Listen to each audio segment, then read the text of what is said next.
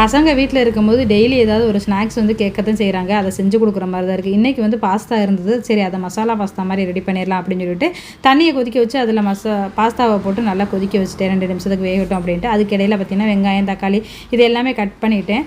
கொஞ்சோண்டு பூண்டும் வந்து கட் பண்ணி எடுத்து வச்சுட்டேன். இதுவும் வெந்ததுக்கப்புறம் அப்படியே ஃபில்ட்ரு பண்ணிவிட்டு எடுத்து வச்சுட்டேன். அதுக்கப்புறம் பார்த்திங்கன்னா இதில் கடாயில் எண்ணெய் ஊற்றி கட் பண்ணி வச்சுருக்கிற பூண்டு வெங்காயத்தையும் போட்டு நல்லா வதக்கிக்கணும். தக்காளியை மட்டும் என்ன பண்ணணும்னா நம்ம அரைச்சிட்டு நான் இதில் சேர்த்துக்கிறேன். ஏன்னா அப்படியே சேர்த்தோம்னா அது கொஞ்சம் வதங்கிறதுக்கு கொஞ்சம் லேட் ஆகும். அப்படிங்கிறனால அரைச்சிட்டு சேர்த்துட்டு இதில் காரத்துக்கு தகுந்த மாதிரி மிளகாய்த்தூள், அதுக்கப்புறம் மிளகுத்தூள், அதுக்கப்புறம் பார்த்திங்கன்னா சில்லி ஃப்ளேக்ஸ் இருந்தால் சேர்த்துக்கலாம். ஆரிகானோ இருந்தாலும் நீங்கள் சேர்த்துக்கலாம். ஆரிகானோ என்கிட்ட இல்லை, அதனால் நான் அதை மட்டும் ஸ்கிப் பண்ணிவிட்டேன்.